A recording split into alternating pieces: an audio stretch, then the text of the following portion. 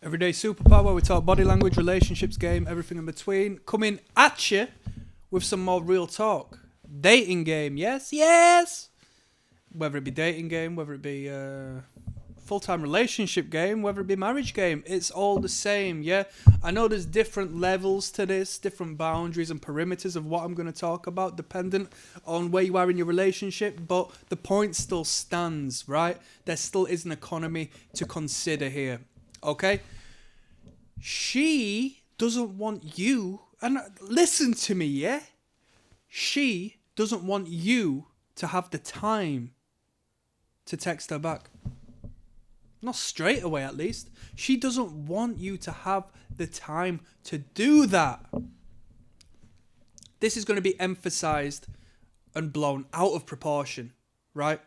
In the early days, when it comes to dating apps and when it comes to initially communicating and so forth, as you get to know each other to the point where, you're in a relationship and you're in a relatively committed relationship as to where you have a little more access to each other. Maybe it's understandable that you can respond in a better time than what you initially did, but the point still stands, right? You need to be a man. Now, this can be a fake it till you make it thing. Don't get me wrong, but you, my man, need to get into a position where you're not faking nothing, right? In the red pill community, they will tell you that you need to be this person, need to be that person, blah, blah, blah. And so much of it might be true, right? So much of it might be factual, so much of it might be true, but they sort of play it in a manner that you have to put a mask on and pretend to be an individual and don't allow you to develop the seed. Don't allow you to plant the seed to grow into you being the man where these elements of your nature and communication and so forth are actually just natural, just a byproduct of who you are. So we're not saying, oh, don't text back for another 20 minutes, blah, blah, blah, blah. Yeah, it's probably better to not text back, within the first second, given you were initially dating, given that's, the way things are playing out. But you want to be in a position where you can't text back regardless because you're on your grind, you're on your hustle, you're making something of yourself. You are creating a bolder future for your children that you will be having, if not already have. Yes, that's the man she wants. Real talk. Real talk. Real talk. Real talk. Oh, sorry, babe, I can't speak on the phone right now. I'm just busy. Do you need to explain yourself? You tell her what it is, because the moment you're actively present 24 hours a day, trust me, there is going to be a moment where she thinks, what is he doing? He does nothing. He's not doing anything. He's not building anything. He's not creating anything. He's not working. And even if he is, he's putting that all to one side. For me, I can ruin his life if I want, because he's putting everything he is and has to one side for me. I am a third party. I'm just some person who's not him.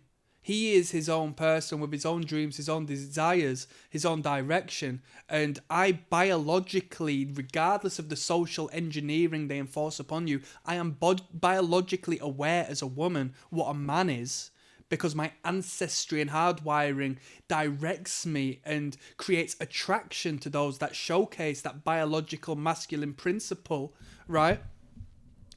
And he's not showing it by giving away the potential of resource and provision and development and transformation and momentum in his life, in his drive, in his accumulation of what I desire and I need. Think about it, right?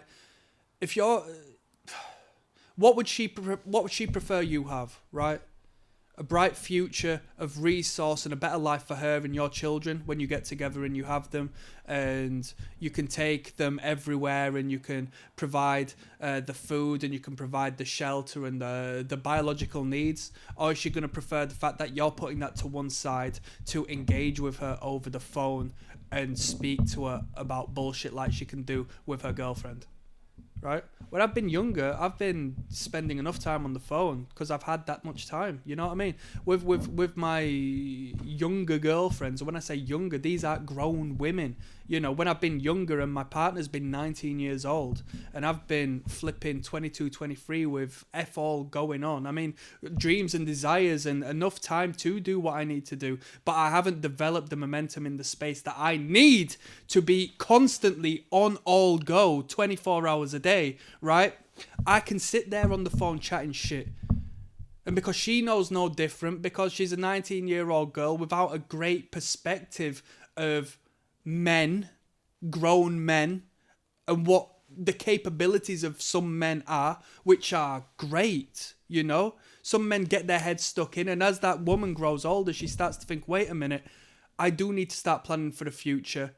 I can't just giggle and hee and ha on the phone with a man all day, because he needs to be ensuring that I have safety and security. Wait a minute, this man isn't providing that because he's wasting his time. So I need to go find the next man, right? Maybe I can continue using this guy for jokes and laughs, but I need to start sourcing for my backbench for when I eventually leave this guy, because he's got no future. And if he's got no future, I've got no future with him, right? Because I expect him to play the masculine role. And if he does not play the masculine role, then I'm in the masculine role. And that does not work. Yes, that does not work. I'm giving you game here. So you need to get yourself in a position where you're working so hard and you have so much going on that the idea of being on the phone for more than 10 minutes, you have to just be like, all right, babe, I do need to get off. I'll see you soon. Bye-bye. And she's going to respect you for that. She's not going to say, no, hang on, so okay, blah, blah, blah. She's going to understand it because that's going to be in your character anyway. She's going to be like, this is just the pattern of this man anyway. This is the man I got into a relationship with intentionally anyway. This is the man I was attracted to anyway, because we have to look economically. What is scarce is more valuable, yes? If I give you my honest, consistent, concentrated attention for 10 minutes, that's more worthwhile than me teetering about, chatting about shit all for 2 hours straight like the next man. And I'm ensuring you know and you are aware that in the eyes of me, I'm not pedestalizing you.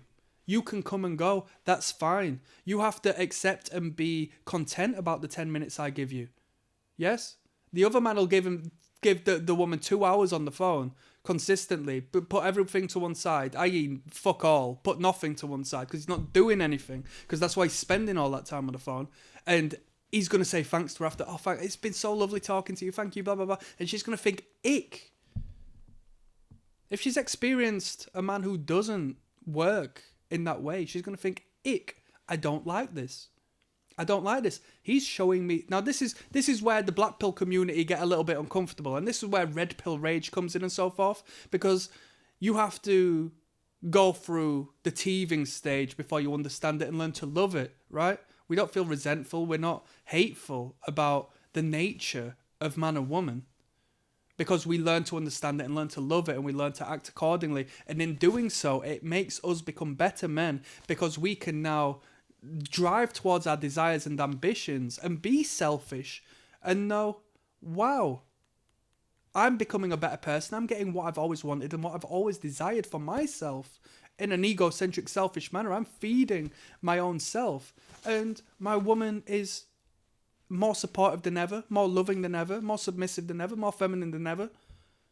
This is amazing, right? It's incredible. So the black pill community get a little bit upset because it's like, oh, I don't even know what I was going to say, but we'll leave it at that, yeah? We'll leave it at that. She doesn't want you to be able to respond straight away, right? Like I said initially, there's a fake it till you make thing. If that's what you want to do, if you want to play hard to get, but at the end of the day, you don't want to play hard to get, you want to be hard to get. Yes? Those men who have got options, those men who are successful, those men who have got any value to offer have a position on the ladder in the dating market, in the sexual marketplace, yes? They've got choices, they've got options, yes? If you don't like what I'm doing, you can take it or leave it. If I don't have time for you, don't cry about it. I'm doing what's going to give us a better future. You can go find the next guy who will spend all his time devoting his time and life to you, and you won't like him. You'll hate him. You will think he is in feminine position. You will walk all over him, and you will disrespect him behind his back. And I know, because girls come and speak to you about their husbands and their wives and their flipping each and their in between, because they walk all over him and step all over him. I know I had a stumble and bumble there. I didn't mean wives, I meant boyfriends, but you know what I'm getting at. On that note, I'm signing out. Peace, one love.